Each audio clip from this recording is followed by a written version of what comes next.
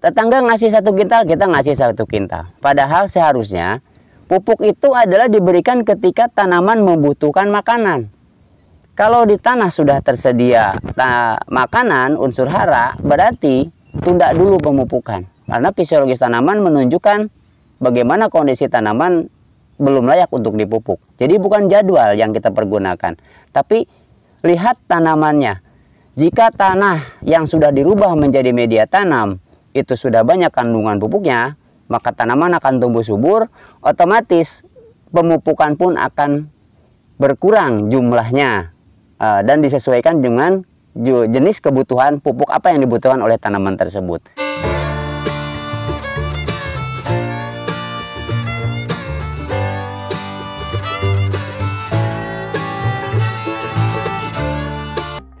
Halo, dulur Kasabtani, ketemu lagi dengan Mang Ajud, Presiden Kasabtani. Saya sekarang berada di sawah penanaman padi Inpadi 32 yang sebentar lagi mau dipanen nih. Berapa dia bah kira-kira panen?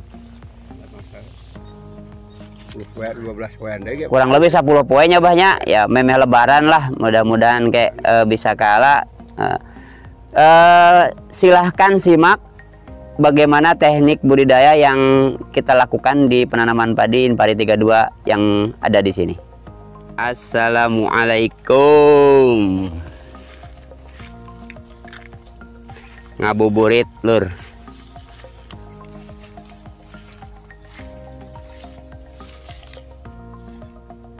Alhamdulillah sehat, sudah mulai menguning.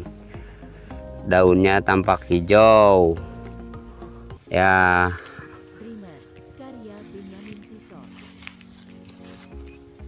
beluk aman, ada sih tapi tidak banyak tuh. Kali ini saya akan menyampaikan tentang get the lost rupiah, dalam artian menjemput rupiah yang hilang. Ya, kita batasi saja di budidaya tanaman padi sawah ya. Misalkan satu varietas harusnya secara deskripsi varietas mencapai 10 ton, tetapi aktualnya hanya mencapai 7,5 atau bahkan 6 ton secara rata-rata tiap musimnya, berarti ada rupiah yang hilang. Nah, bagaimanakah caranya supaya kita mencapai untuk menjadi 10 ton itu? Berarti cara yang kita lakukan adalah sama dengan menjemput rupiah yang hilang tadi. Setelah saya temui beberapa tokoh petani, baik itu bapak-bapak yang sudah lama terjun menjadi petani konvensional, ataupun para pemuda tani milenial, juga para pakar nutrisi, pakar tentang kesuburan tanah dan pemupukan, ternyata ada 2 hal yang harus dilakukan bagaimana untuk mencapai bagaimana caranya menjemput rupiah yang hilang tadi. Yang pertama adalah mengembalikan kesuburan tanah. Kenapa kok tanah yang disebut? Ya memang umumnya adalah tanah yang dipakai, tetapi sebetulnya yang dipakai untuk menanam adalah bukan tanah, tapi adalah media tanam. Ya, jadi sawah sebelum ditanamin padi, bibit padi itu harus dirubah dulu tanahnya menjadi media tanam. Karena media tanam yang bagus itu memiliki 3 sifat. Ada sifat fisika, sifat biologi, dan kimia. Jadi secara teksturnya gembur, makhluk hidup baik makro dan mikrobiologinya hidup, juga ada kandungan nutrisi yang nanti akan dipergunakan oleh tanaman untuk tumbuh. Langkah untuk memperbaiki kesuburan tanah tadi ya dengan menggunakan bahan organik. Secara alami sekarang terjadi, jerami padi dipotong di atas lalu dirontok. Akhirnya lama-kelamaan secara alami di traktor juga nanti lapuk menjadi bahan organik. Itu sudah bagus. Tetapi alangkah lebih bagus lagi jika kita tambahin bahan organik lain. Bukan hanya kandungan unsur hara yang ada pada jerami padi saja. Bisa menggunakan kotoran hewan, ataupun kita sengaja membuat kompos dulu, lalu kita masukkan ke lahan sawah. Dalam proses pengomposan, itu pasti ada makhluk hidup yang bersifat goib, saya bilang. Makanya saya bilang soldado goib, artinya mikrobiologi. Siapakah mereka? Dekomposer, pelarut fosfat, gitu kan, dan sebagainya.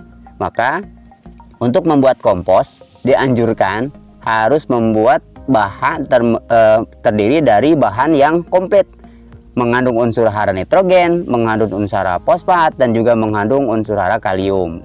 Lalu kita kasih para bakteri, agen hayati, dan berikan kompos itu ke tanah. Dan lama-kelamaan tanah yang tadinya miskin hara organik maupun bahan organik, dengan adanya asupan bahan organik ke lahan, itu akan terjadi perubahan sifat fisika pada tanah tersebut, yang akhirnya banyak makhluk makro dan mikrobiologi yang hidup, juga ujung-ujungnya adalah tersedia unsur hara bagi tanaman. Itu langkah pertama untuk mencapai bagaimana caranya menjemput rupiah yang hilang. Terus yang kedua, petani saat ini memberikan pupuk itu tidak berdasarkan hasil perhitungan, hanya tetangga ngasih urea, kita ngasih. Tetangga ngasih 1 kintal, kita ngasih 1 kintal. Padahal seharusnya pupuk itu adalah diberikan ketika tanaman membutuhkan makanan. Kalau di tanah sudah tersedia makanan, unsur hara, berarti tunda dulu pemupukan. Karena fisiologis tanaman menunjukkan bagaimana kondisi tanaman belum layak untuk dipupuk. Jadi bukan jadwal yang kita pergunakan, tapi lihat tanamannya. Jika tanah yang sudah dirubah menjadi media tanam itu sudah banyak kandungan pupuknya, maka tanaman akan tumbuh subur, otomatis pemupukan pun akan berkurang jumlahnya dan disesuaikan dengan jenis kebutuhan pupuk apa yang dibutuhkan oleh tanaman tersebut. Dan secara umum, ini empiris lagi, pengalaman di lapangan, mayoritas petani di Karawang terutama, pupuk itu hanya makro yang diberikan, NPK ya, dengan mereknya urea, SP36 ataupun KCL ataupun NPK. Padahal tanaman kan bukan hanya butuh makro, tapi butuh mikro. Apakah petani sekarang sudah mengaplikasikan? Sudah ada, tapi masih jarang. Maka langkah kedua untuk get the loss rupiah, artinya menjemput rupiah yang hilang menghasilkan produktivitas yang tinggi, adalah dengan memberikan nutrisi mikro bagi tanaman. Di manakah sumbernya? Ada di bahan organik atau secara foliar kita berikan melalui semprot ke tanaman. Bisa terjadwal maupun tidak, yang jelas unsur hara mikro itu harus diberikan. Selain unsur hara mikro, apalagi zat pengatur tumbuh juga harus diberikan. Lalu bagaimana dengan pestisida? Nah ini saya bahas yang kedua. Jadi pada saat sebelum menanam, yang harus dipersiapkan itu adalah kesuburan lahan. Terus pupuk disesuaikan dengan kebutuhan. Kalau pestisida, ini adalah langkah ketiga. Amati dulu perkembangan OPT-nya.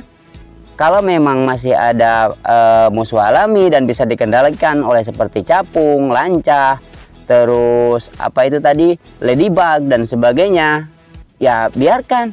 Tapi kalau sudah melewati batas aman ekonomi, baru kita kendalikan dengan pestisida yang ramah lingkungan tentunya ya, yang tidak berspektrum luas. Artinya kalau memang untuk wereng ya untuk wereng gitu, kalau untuk yang ulat ya ulat dan sebagainya. Nah, jadi pestisida itu bukan paket yang harus siapkan, tapi berdasarkan hasil pengamatan.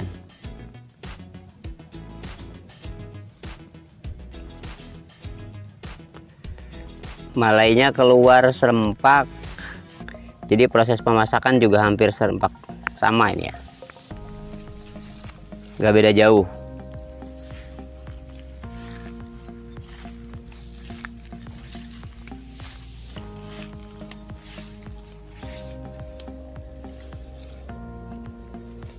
Daunnya masih terlihat hijau, sehat.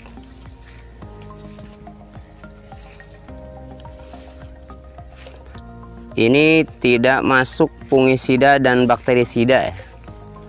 Masih ada tomcat. Jadi musuh alami masih ada. Bahkan insektisida pun jarang ini masuk. Bahannya paling permetrin yang kita pergunakan.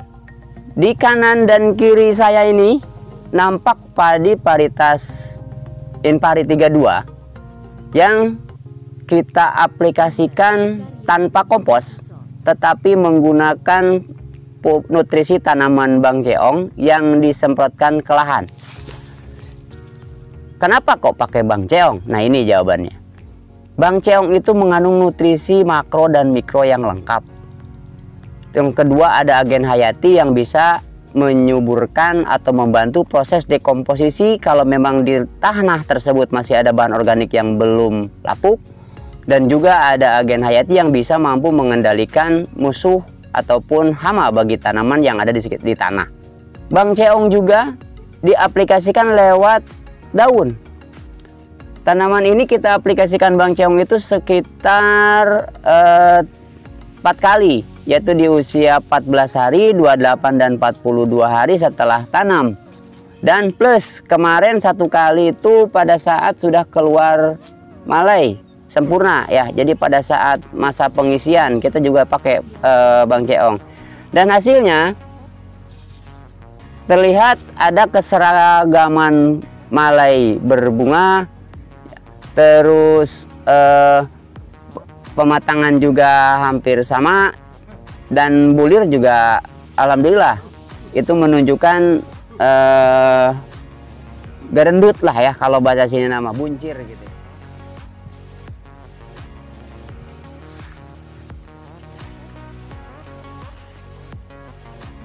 Baiklah, sekian review saya tentang penanaman padi Inpadi 32 di Sampora. Kita mencoba untuk get the loss rupiah, menjemput rupiah yang hilang. Karena budidaya padi kali ini saya inginnya mengurangi biaya penggunaan insektisida. Dengan menggunakan Bang Ceong dicampur dengan permetrin dan ada juga moluskisida ya. Alhamdulillah tanaman padi tumbuh sehat, OPT wereng terkendalikan, penggerek batang juga alhamdulillah aman. Terus sekarang sudah mulai masak fisiologis bentar lagi ya, sudah mulai beruntung kalau bahasa sini ya.